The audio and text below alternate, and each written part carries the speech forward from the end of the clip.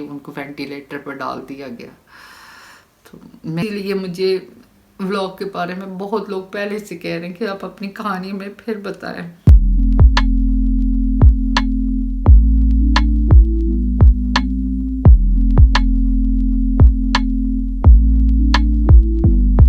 السلام علیکم. ایک نئی ویڈیو کے ساتھ آپ کی پیاری بہن ناہید اختر حاضر ہے. تو جناب شروع کرتے ہیں آج کا ولاگ. تو جناب آج کا ولاگ باقی ولاگ سے میں نے مختلف بنانا تھا. میں نے کل ہی آپ کو بتایا تھا کہ میں اپنی لائف کے بارے میں مختصر سے آپ کو بتانے کی کوشش کروں گی. دراصل میرے میاں کی بھی جو بیماری تھی وہ عجیب سی تھی. ایسی کوئی بیماری نہیں تھی جسے ڈیتھ ہو جائے, اور بس زندگی میری کہانی زندگی کی عجیب سی ہے جو تو خود کبھی کبھی سمجھ نہیں آتی. تو کہاں سے شروع کروں؟ تو جناب شادی والی جگہ سے شروع کروں؟ نہیں, پیچھے سے شروع کرتی ہوں. تو جناب میرا بچپن گزرا ایران میں. پیدا میں پاکستان میں ہوئی تھی, لیکن جب 6 منتھ کی تھی ایران چلی گئی. تو جب 6 اسٹینڈرڈ میں تھی میرے ایک بھائی کی ڈیتھ ہو گئی. ہم ایسے تھے, 2 بڑی بہنیں, 2 بڑے پھر بھائی تھے, 2 پھر میں سب سے چھوٹی تھی جناب. تو جب میں 6 کلاس میں تھی میرے بھائی کی ڈیتھ ہو گئی. تو جب میں 9th میں تھی ہم پاکستان موو کر آئے. میری دونوں بڑی بہنوں کی شادی ہو گئی پاکستان میں ہی, اور بھائی کی ڈیتھ ہو گئی. تو پھر ابو اور امی کا ایران میں دل نہیں لگا, تو میرے ابو جاب چھوڑ کے پاکستان میں آ گئے. میرے ابو میں میری منگنی کروا دی گئی اور 10th کلاس میں میری شادی ہو گئی.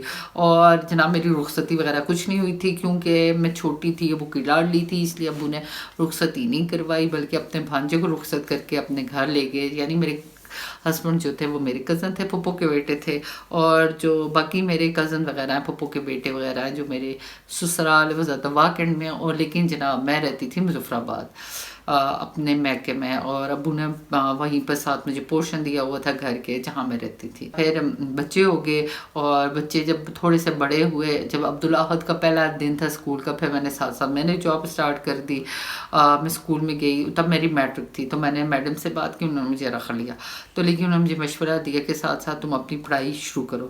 تو جناب 10 سال کے گیپ کے بعد 2000 میں میری ہوئی تھی میٹرک, اور 2010 میں میری جا کے ہوئی ایف ہے. تو اپنی میڈم کے کہنے پر میں نے دوبارہ ایجوکیشن بھی ساتھ ساتھ شروع کی, ساتھ ساتھ بچوں کو پڑھایا, اپنی پڑھائی کی, جاب کی. تو لیکن یہ تھا کہ میں جو کماتی تھی اپنے بچوں کی فیسوں کے علاوہ کبھی میں نے اپنے اوپر خرچ کرتی تھی. تو 2012 میں میرے ابو کی ڈیتھ ہو گئی. میرے ابو کو خون کی الٹی ہوئی تو ان کی ڈیتھ ہو گئی. اور 2013 میں میرے بہنوئی یعنی میرے جیٹ کی ڈیتھ ہو گئی ٹھیک 1 سال بعد. آئی تھنک کرونا کے جس وقت کرونا تھا تو میرے ہسبینڈ چھت سے گرے تھے. اس سے پہلے بھی عبدالصمد کی جو پیدائش تھی, اور کچھ بزنس میں میرے ہسبینڈ نے بہت زیادہ لاس کیا تھا, اور بیچ میں عبدالصمد کی پیدائش ہو گئی. تو میرے ہسبینڈ نے کافی پیسے وغیرہ میرے ہسبینڈ کے ادھر لگ گئے. چونکہ اس کا جیسے میرے ایک ولاگ میں دوسرا ولاگ جو اس کی بیماری پہ اس میں بتایا تھا, اس کے 2 آپریشن ہوئے تھے, اور وہ سارا ہم نے پہلے پرائیویٹ کروایا, پھر ہمیں پتہ چلا سرکاری کا, پھر ہم ادھر گئے. اور جو اس وقت ہم نے وہ ٹائم دیکھا تو فائنینشلی تھوڑے سے میرے میاں پہلے ہی تھوڑے سے لو چل رہے تھے. 2000 جب کرونا کا دور تھا تو تب میرے ہسبینڈ نے باہر جانے کی کوشش لگائی تھی, لیکن چھت سے گرے وہ تو ان کی شولڈر کی اور ہپ کی بون کریک ہو گئی تھی, جس کی وجہ سے 8 مہینے وہ بیڈ ریسٹ پہ رہتے, بالکل بیڈ ریسٹ, یعنی واش روم تک وہ نہیں جا پاتے تھے. اور اسی دوران میں جب وہ میڈیسن وغیرہ لے رہے تھے اسی بونس کے لیے جو گرم چیز, ان کے معدے میں درد ہونے شروع ہو گیا. تو ان کے معدے میں نہیں درد تھا, وہ اصل میں ان کے پتے میں سٹون تھے جس کی وجہ سے ان کو درد ہو رہا تھا. تو میں نے ان کو کہا, کیونکہ میرے اپنا بھی آپریشن ہو چکا ہوا ہے, اجرا جب 1 سال کی تھی تب میرا آپریشن ہوا تھا. تو میں نے کہا آپ کو مجھے لگتا ہے کہ آپ کے پتے میں پتھری ہے تو آپ چیک کروا لیں. تو وہ ڈاکٹر کے پاس گئے, جو ہمارے پاکستان کے ڈاکٹر ماشاء اللہ سے, انہوں نے اٹھا کے جی کوئی الٹراساؤنڈ وغیرہ نہیں کروایا, میرے ہسبینڈ کو دوائیاں اٹھا کے دے دی. تو میں نے ان کو کہا آپ نے الٹراساؤنڈ کیوں نہیں کروایا؟ تو مجھے میرے ہسبینڈ کہتے تم ڈاکٹر سے زیادہ سمجھدار ہو, تو جب ڈاکٹر نے مجھے لکھ کی نہیں دی تو میں کیوں کرواتا. تو جناب اس کے کچھ عرصے بعد ان کو یرقان ہو گیا, اور وہ یرقان کی وجہ سے بہت ہی زیادہ کمزور ہو گیا. اسی دوران جب ان کو معدے کی تکلیف تھی تو ایک دن میرے بھائی, چونکہ میں نے آپ کو بتایا میں میکے میں ہی رہتی تھی, تو میرے بھائی कहीं जा रहे थे वो, तो मुझे बता के गए कि मैं जा रहा हूँ, मैं थोड़ी देर में वापस आता हूँ। तो जैसे वो बाहर गए तो वो कहीं बेहोश होके गिरे, तो हमसायों ने आके उनको अंदर छोड़ा। तो उसी वक्त मेरे भाई को लगता था उनके मैदे में दर्द है, जिसकी वजह से उनको तबीयत ख़राब हुई है। तो लेकिन मेरे हस्बैंड उस वक्त घर थे, उन्होंने ज़बरदस्ती मेरे भाई को हॉस्पिटल ले गए। तो हॉस्पिटल पहुंचने के थोड़ी देर बाद ही मेरे भाई की डेथ हो गई, यानी डॉक्टर ने कहा हार्ट अटैक हुआ है। लेकिन जब वो मेरे पास से गए वो इतने बीमार नहीं थे, और अचानक ही 2000 था, आई थिंक 2001 था। तो मेरे हस्बैंड की डेथ से 2 साल मेरे हस्बैंड की डेथ को हो गए, तीसरा साल जा रहा है, 2 साल पूरे हो गए तीसरा, और मेरे भाई की डेथ को 3 साल पूरे हो गए और चौथा साल जा रहा है। तो अचानक मेरे भाई की भी डेथ हो गई। और उसके बाद मेरे मियाँ तो पहले ही बीमार थे, यरकान हो गया मेरे मियाँ को, और आहिस्ता आहिस्ता बहुत कमज़ोर होते गए। लेकिन समझना यरकान ख़त्म ही ना हो, 2 महीने गुजर गए, तीसरा महीना। तो जब हमने डॉक्टर को चेक करवाया तो अल्ट्रासाउंड में नहीं पता चला, सिटी स्कैन करवाया, पता चला कि मेरे हस्बैंड की जो आंतें थी ना, मैं वो सिकुड़ गई थी, पत्थरी उनके अंदर फंस गई थी, जिसकी वजह से उनकी आंतें सिकुड़ गई थी। तो मुजफ्फराबाद से उन्होंने रेफ़र कर दिया पिंडी।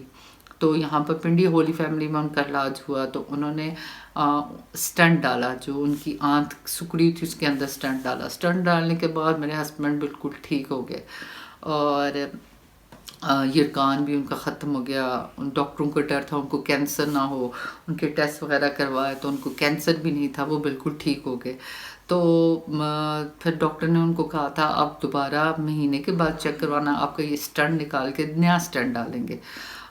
तो मेरे पास वो बिल्कुल ठीक ठाक, सेहत भी उनकी ठीक, खाना पीना उनका बहुत बेहतर हो गया था। वरना जब यरकान था उन्होंने बिल्कुल खाना पीना छोड़ के दिया हुआ था। तो खाना पीना भी उनका अल्हम्दुलिल्लाह काफ़ी बेहतर हो गया था। और मैंने उनसे कहा जाएं और 1-2 हफ्ते लगा के आप अच्छी तरह, चूँकि हमारे तो फाइनेंशली मैंने जॉब भी स्टार्ट कर ली थी, चूँकि बच्चों को पढ़ा भी रहे थे और सब कुछ था। तो मैंने कहा फाइनेंशली में उस वक्त बहुत हमारे हालात अच्छे नहीं चल रहे थे।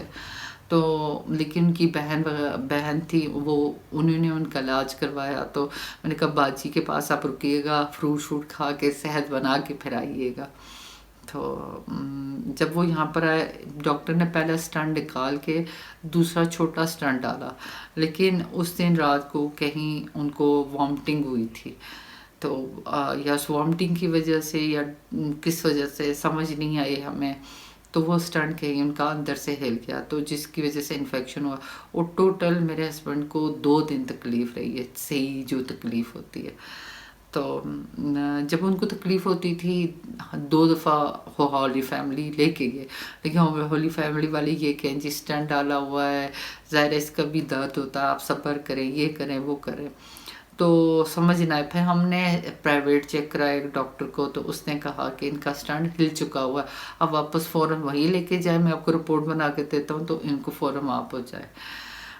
लेकिन जी जनाब, रास्ते में मेरे हस्बैंड को बहुत ज़्यादा अच्छा, मैं इसीलिए मुझे काफ़ी लोगों ने पहले भी कहा था कि इस टॉपिक पे वीडियो बनाएं दोबारा से, लेकिन मेरे लिए बहुत मुश्किल है। मुझे जब मैं वो वक्त याद करती हूँ मुझे तकलीफ़ होती है, बहुत ज़्यादा तकलीफ़ होती है। तो रास्ते में मेरे हस्बैंड को तकलीफ़ स्टार्ट हो गई थी, तो हॉस्पिटल पहुँचते ही उनको वेंटिलेटर पर डाल दिया गया। तो मैं उनके साथ नहीं थी क्योंकि मैं जॉब कर रही थी, और जिस दिन उनको तकलीफ़ बहुत ज़्यादा थी, यहाँ से मेरी नंद ने मुझे कॉल की थी कि तुम आ जाओ। लेकिन मेरे साथ अब्दुल भी था, तो मैंने कहा कि रात को तो मैं नहीं निकल सकती अकेली, मैं सुबह नमाज के वक्त निकलूँगी। लेकिन सुबह मुझे मौका ही नहीं मिला कि मैं आ सकूँ। और रात को ही ना हॉस्पिटल पहुँचते, जब हॉस्पिटल पहुँचे थे तो मेरी नंद ने मुझे फ़ोन किया था कि उसको वेंटिलेटर पर डाल दिया गया है, तुम दुआ करो। तो अम्मी सो रही थी, इफ़रा भी सो रही थी, रात के 12 बजे का टाइम था। मैं वज़ू करने वॉशरूम में गई,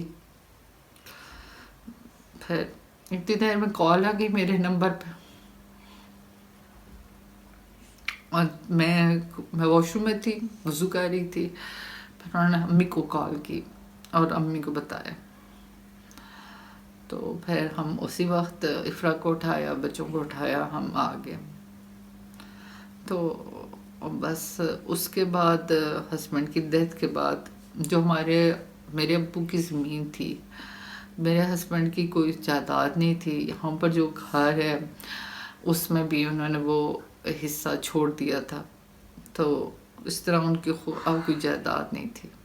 تو جو مظفر آباد والے گھر تھا وہ میرے ابو کا تھا، تو بھائی کی ڈیتھ ہونے کے بعد وہ ہم بہنوں کے نام ہوتا، لیکن وہاں پر چونکہ پہلے بھی اس گھر کا، چونکہ میرے ابو ایران سے اس کا کچھ کرواتے رہے، خود ایران تھے، اور اس وقت پرانے زمانے تھے، جگہوں کی اتنی ویلیو نہیں تھی مظفر آباد میں، زلزلے کے بعد اس جگہ کی ویلیو بہت زیادہ ہو گئی، تو وہاں کچھ قبضہ مافیا تھے، کچھ لوگ تھے جو ان کو پتہ تھا اب یہ صرف عورتیں رہ گئی ہیں، کچھ نہیں کر سکتی، تو انہوں نے ہمیں تنگ کرنا شروع کر دیا، تو ہم اپنا گھر مدرسے والوں کو دے کے خود ادھر شفٹ ہو گئے۔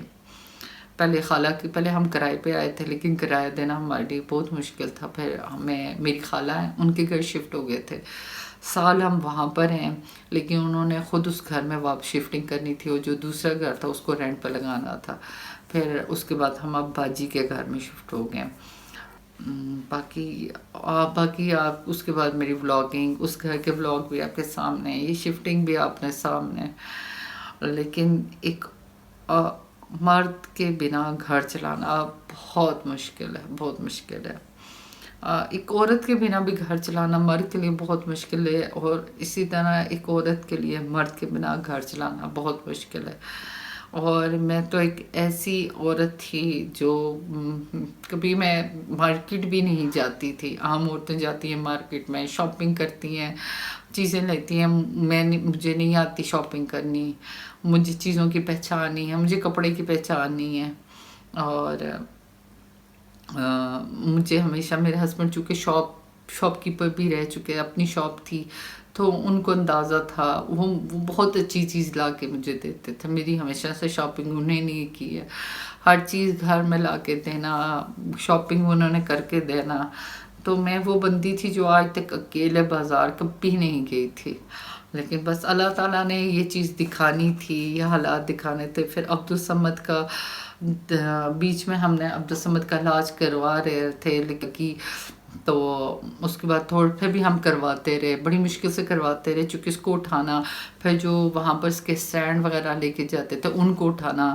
اب میرے لیے بڑا مشکل ہوتا، چونکہ میرے میاں ساتھ ہوتے تھے لیکن وہ اٹھا نہیں پاتے تھے، تو لیکن کرونا کے دوران ہاسپٹل بند ہو گیا، اس کے بعد میرے میاں بہت زیادہ بیمار ہے، اور اسی کے بعد ان کی ڈیتھ ہو گئی، بیچ میں اس کا علاج بالکل ہی رک گیا، اور جو اس کا سٹینڈ ہے جس پہ یہ بچے کو کھڑا کرتے ہیں، تو وہ صرف اب اس کا ریٹ 40,000 کا، آپ کو پتہ ہے جو لوگ میرے ولاگ دیکھتے ہیں ان کو پتہ ہے کہ